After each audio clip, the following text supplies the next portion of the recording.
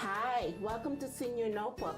My name is Candy Reed, a member of the production team, and my guest today is Rabbi Tom Samuels, who's the rabbi at Congregation Koi and me. I hope I said that right. Beautiful, perfect. Thanks for visiting us today, Rabbi, and you're going to share with us about the celebration of Hanukkah. Yes. Which is a Jewish celebration during the winter months. Yes. Oh yeah, well, thank you for... Tell us what Hanukkah is all about. Thank you so much for being curious and asking. It's a beautiful, beautiful holiday. Yeah. And it happens around this time near the solstice. Mm-hmm. And it's about starting next week, depending upon each year, it falls on a different time because the Jewish calendar follows both the solar, Gregorian, and the lunar, the moon. Okay. So it gets a little confusing, but it's going to start next week. Okay. And for 8 consecutive nights, we light what's called the menorah or the Chanukiah. It's a candelabra. Okay, I've seen that. And it's beautiful. And some of them are huge. Most of them are small. Yeah. The tradition is to light a wick immersed in oil. Okay. Now that got complicated, so now we just buy the birthday candles and put them in. Okay. And each night we sing and we eat all these incredible foods, special foods for Hanukkah. Special foods? Well, there's foods from Jews who came from Eastern Europe. Okay. There's from Western Europe. Most Jews come from the Arab countries. Most Jews are Arabs. Okay. So the Arab foods, Yemenite foods for Hanukkah, to die for. Wow. Moroccan, Indian. Lots of Jews from India, from that area. We're talking going back, over the course of 3,000 years. Absolutely. And so wonderful foods, and we sing wonderful songs, and the kids have a lot of fun, and they get gifts. Oh, they do. Oh, yeah. They get 8 days, eight nights of gifts. And the community comes together and we light a light. Not a big light, but a little light. Okay. In the middle of the winter, the darkness, the monopoly of darkness, we bring a little light into the world. Okay. And it's so beautiful because in the Jewish tradition, we don't believe that we can create perfection, utopia, nirvana, heaven on earth. It's not possible. That's not happening. We can try, though, and we have to try. We can strive for that. We can strive for it. Yes. And so what we do is we have sort of a humility, realizing we really can't do it, but let's do the best that we can. That's true. So we light a little light, just a little light. And everybody lights a little bit of light. And they bring a little warmth to each other slowly. And there's a little bit of peace and love. Right. In the middle of the winter, when it's the darkest and the coldest. And that's Hanukkah. Yeah, that's Hanukkah. It's so beautiful. Oh, wow. That is beautiful, particularly the light, because I've often spoken to people about Hanukkah, and they say, oh, yeah, that's the Festival of Lights.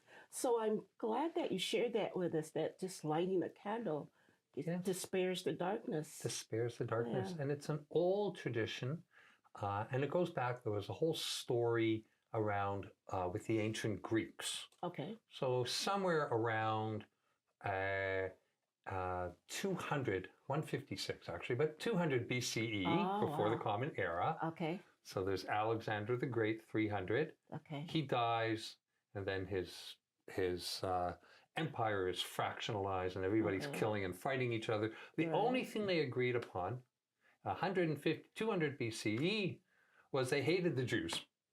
So they got together to kill the Jews. And the Jews stood up and said, no. Yeah, yeah. No, we're not going to, we're proud people. Yep. And we're here, we have a special mission in the world to breathe in Hebrew or Legoyim. Can you say that? Or Legoyim. Legoyim. Which means in English, a light unto the nations. You've heard that again? Or means light. A light. The goyim, to the nations, to the world. Goyim. And so we bring a light. We said, you can persecute us. And by the way, if you're persecuting us, you're persecuting others. Yeah. You can force us into your religion, which the Greeks were trying to do. You can make our culture and practices illegal, which the Greeks did. That's wonderful. Yeah. And we say, you can try all that, but we're going to light a candle. Yep. Well, that's the beginning of a little bit about Hanukkah and the Festival of Lights, and we'll be right back to talk a little bit more about why this tradition has carried on throughout the centuries. The Senior Notebook will return in a moment. We now return to the Senior Notebook on WENY. Hi, we're back here with Rabbi Tom Samuels, who's going to share a little bit about the history of Hanukkah, how it actually began. So around before the Common Era, about 150 years before the Common Era, Okay. the Greeks, the ancient Greeks, controlled the whole region there. Okay. That whole region, the Maghreb, Lebanon, Syria, Iraq, Israel, Jordan, Egypt, the whole area. Yeah. And at that time, the Jews, the Israelites, had a temple, Okay. a holy temple Right. in Jerusalem Right. at the time. And the Greeks, at that, there was a period of time where they allowed the Jews and all their subjects to practice whatever religion they wanted, as long as you were being a good Greek citizen. That's all. Okay. Pay your taxes, stop at a red light. As long as you're doing that, you can practice. But then things changed. A new Greek leader came up after Alexander, and he was a brutal dictator. And he said the Jews can't practice their religion, and went to the temple, which was a temple to, the Christians say, Yahweh or Jehovah. Okay. And they would make sacrifices to Yahweh or Jehovah. Said you cannot do that. Not only that, we're going to bring a pig to the altar. Now, a pig, a swine, is prohibited in the Hebrew Scripture. Right. So they wanted to they wanted to eradicate Judaism and desecrate really the temple. and desecrate, because you desecrate the temple, it's a way to show who's in charge now, who's the boss. Oh, I see. Well, there was a group of Jews called the Maccabees. Okay. And you heard about the Maccabees. I have. And the Maccabees were a small group of subsistent farmers. And they said, that's not right. We're going to go and fight the Greeks. But how could they? The Greek was the strongest army and empire in the world at the time. And they were a few farmers with some spears and stones. Well, one thing led to another, a lot of bravery and a lot of really good luck. And they were able to conquer the Greeks and reclaim the temple, clean it up, get rid of the pig in the altar, clean it up, and start to reclaim and start to practice their Jewish Israelite practice with the sacrifices. Okay.